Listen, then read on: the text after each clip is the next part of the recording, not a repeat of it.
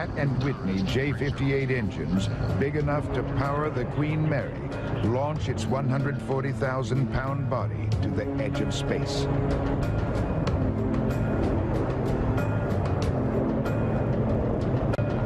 The bullet from a high-powered rifle leaves the barrel at about 3,000 feet per second. On a routine mission, the Blackbird travels faster, 3,200 feet per second, for up to 90 minutes at a time. No matter how serene it may look, this kind of speed requires unyielding precision. You know, Mach 3, boom. The turn radius is something like 100 miles, and they have all these critical fuel problems and other stuff. And so it's not a very spontaneous experience. These are carefully planned, choreographed missions.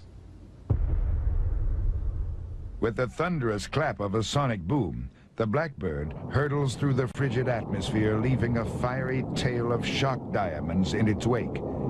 At 2,200 miles per hour, the aircraft becomes superheated from the friction created as the air rushes by. And indicating Mach 3.0 at this time. When you go Mach 3, the amount of heat that the whole airframe, everything experiences all this heat, and nothing that they have at the store works. You know, there's no paint, no rubber, nothing. You know, metals, plastics, all this stuff is useless. And they just had to go through so many contortions to make every single part of the plane tolerant of these extreme temperatures. Temperature affects everything on this airplane. The average person probably is not cognizant of that fact, but the faster you go, the harder things get. The Lockheed jet is 9/10 titanium, and when they build it, the CIA uses a phantom company to buy the material from the world's largest supplier, the Soviet Union.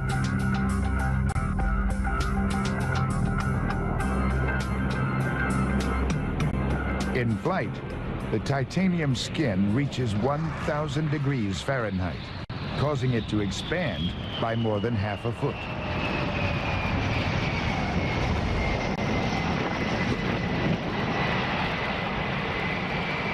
This heat-induced expansion posed a real challenge to the Skunk Works team. When in design they found that the aircraft was heated and then cooled, then the titanium skin would buckle and not return to shape. And they found by longitudinally corrugating the wing and fuselage parts of the aircraft, then the aircraft could go through the heating cycle, cool back down, and return to shape.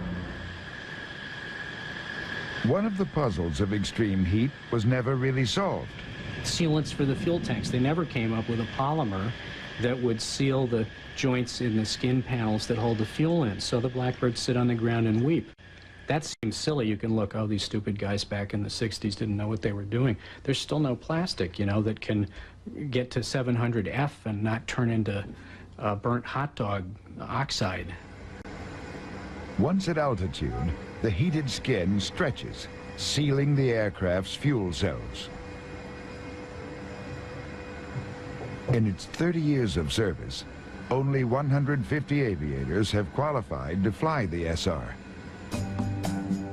It is an elite fraternity. Prior to every Blackbird mission, 36 hours are devoted to prepare men and machine for flight. One of the most valued traits is maturity. Lieutenant Colonel Mike Finan is 43.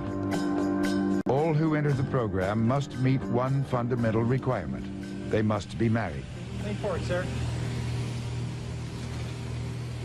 Most importantly, they must be physically fit.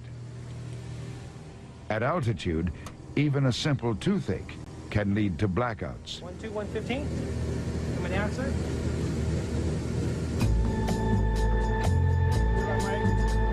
The two-man crew is essential to success.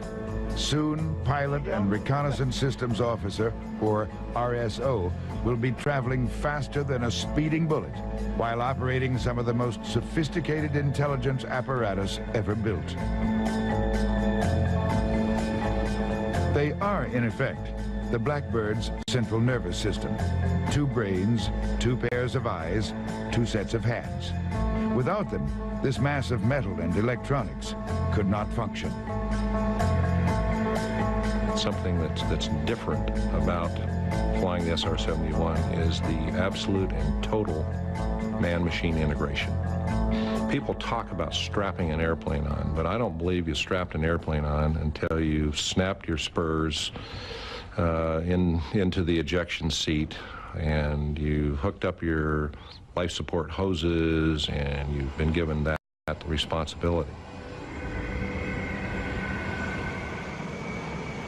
Before flight, each of the SR's huge power plants requires a jump start from 2 454 cubic inch Chevy engines.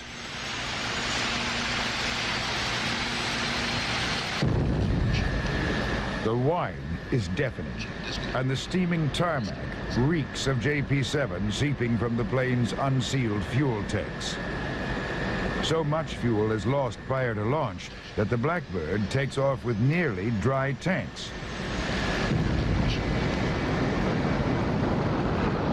The SR must join with a waiting tanker just minutes into flight. Slowing this trisonic jet to match the tanker's subsonic speed is anything but easy. It is a very difficult task for the pilots. That is one of the things that washed people out of the program more than any other part of the regime. United 382 Salt Lake, 330. You always breathe a sigh of relief when you feel the boom kick you off and you know that you're full and you can go again. 15 minutes and 80,000 pounds of fuel later, the Blackbird is ready to retrieve images from halfway around the Earth.